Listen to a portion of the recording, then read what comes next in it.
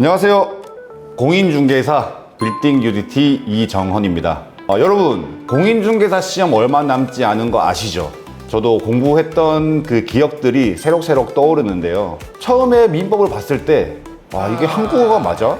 저만 그랬던 거 아니죠? 공법을 딱 보고 중개사법도 이제 쉽다는 소문이 많아서 봤는데 쉽다며 이랬던 기억이 나는데요.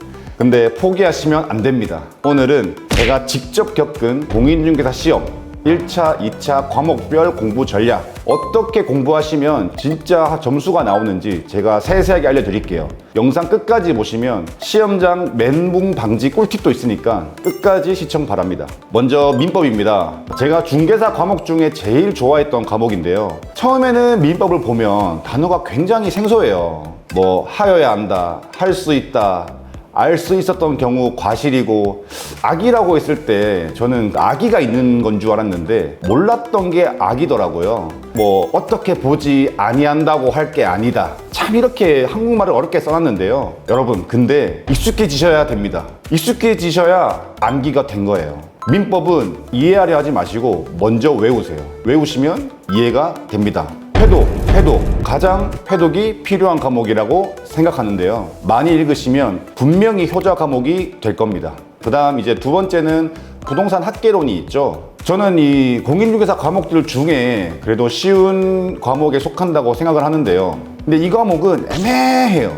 뭐 1 더하기 1은 2다 이렇게 명확하지 않고, 부동산 학자들의 주장들이나 뚱구름 잡는 그런 내용들이 많다고 저는 개인적으로 느꼈는데요. 그래서 가장 명확한 계산 문제를 절대 포기하시면 안 돼요. 9문제에서 10문제 정도 계산 문제가 나오는 걸로 제가 알고 있는데, 패턴에 대한 연습을 하시고 숙달하시면 웬만한 계산 문제는 1분 안에 다 커트합니다. 그렇게 해서 뭐 한 5문제에서 6문제만 맞춰도 학개론 꽈락이 쉽지 않다고 생각을 하는데요. 문제를 딱 읽었을 때 무슨 소리인지 모른다, 패스. 문제를 읽었을 때 계산기를 다다다다닥 치고 답이 나와야 된다. 이 정도까지 이제 공부를 해야 된다고 생각을 합니다. 계산 문제를. 암기량도 다른 과목에 비해서 적은 편이고, 외우지 않아도 생각을 해보면 풀 수 있는 문제들이 굉장히 많아서 저는 계산 문제를 꼭 절대 포기하지 말고 가져가셔야 된다고 생각을 합니다. 뭐 대단한 수학적인 조회가 필요한 과목은 아니기 때문에 숙달 훈련하시면 반드시 계산 문제를 가지고 갈 수 있습니다. 1차가 민법과 부동산 학개론이라고 하면,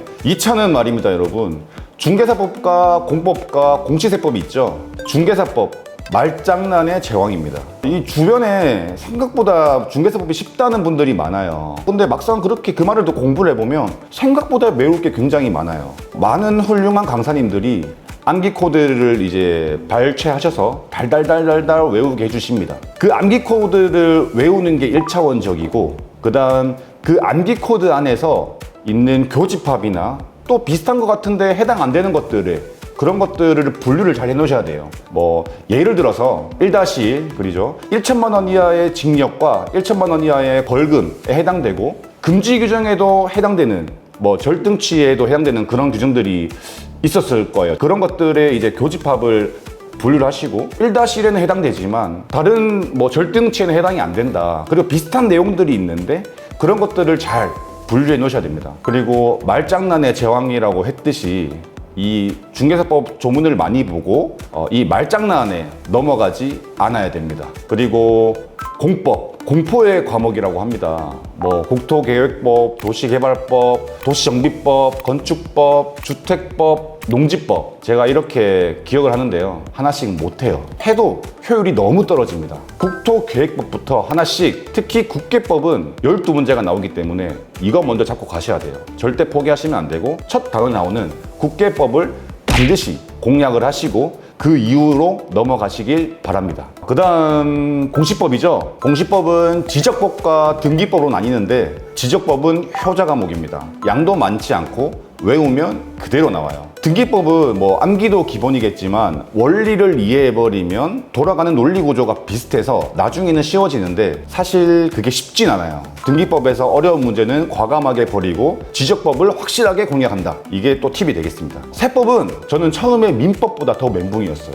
이거는 계산 문제는 버리셔도 될 것 같고 범위가 넓어요. 세율을 외우시고 회독, 어떠한 재산에는 어떤 세율이 적용되는지 꼭 외우시고 회독입니다. 그래서 공부 방법이 뭐냐? 저는 기출문제 풀기와 회독이 답이라고 생각을 해요. 저는 좀 부끄럽지만 이 시험에 떨어진 기억이 있는데요. 워낙 잘 가르치고 유능하신 강사님들이 많다 보니까 그 강사님들 강의만 계속 돌려봤어요. 몇 번이고 돌려봤는데 들을 때는 알 것 같아요. 또 듣자마자 문제를 풀면 기억이 잘 납니다.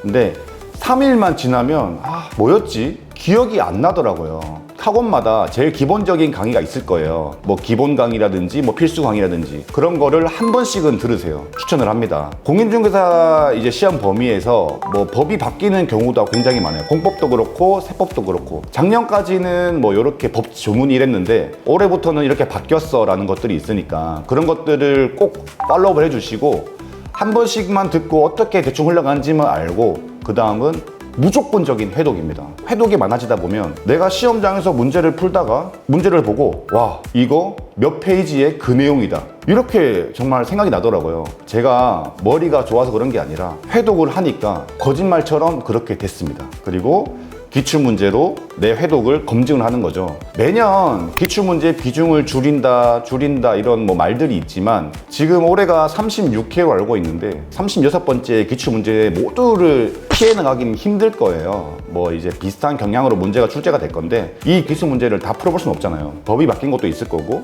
뭐 과거의 경향, 올해의 경향이 분명히 있을 건데 저는 이 모든 것을 간파하는 게 회독이라고 생각합니다. 학원의 시험 교재도 기출문제들을 토대로 해서 교재를 편성하는 걸로 제가 알고 있어요. 회독을 많이 하면 그 기출문제도 자연스럽게 공부를 할 수 있는 부분이 되니까 여러분 회독은 아무리 강조를 해도 지나침이 없다고 생각합니다. 그리고 제 얘기를 잠깐 해드릴게요. 저는 이 시험이 너무 간절했어요. 너무 붙고 싶은 거예요. 물론 모든 수험생들이 저만큼 간절하고 붙고 싶을 거라고 생각을 합니다. 그래서 처음에 부동산 학개론 1교시를 치는데 이제 아는 문제를 풀다가 모르는 문제가 탁 걸린 거예요. 알았던 건데 기억이 안 나는 거예요.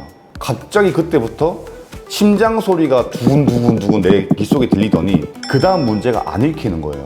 그래서 모르는 문제는 과감하게 버리시고 아는 문제만 푸셔야 됩니다. 우황청심원이 잘 맞으시는 분들은 그 전에 실험을 해보고 그거를 꼭 드시고 가는 것도 추천드리고 이 시험은 60점만 맞으면 되는 시험이에요. 정말 모든 문제를 다 풀 필요 없이 내가 아는 문제만 풀고 나머지 것들은 이제 한 번으로 제일 적은 번호수로 밀면 됩니다. 이 시험 답안지 꿀팁도 있는데 이거는 다음 영상으로 제가 한번 그것만 해서 시험이 다가왔을 때 한번 풀어드리도록 하겠습니다.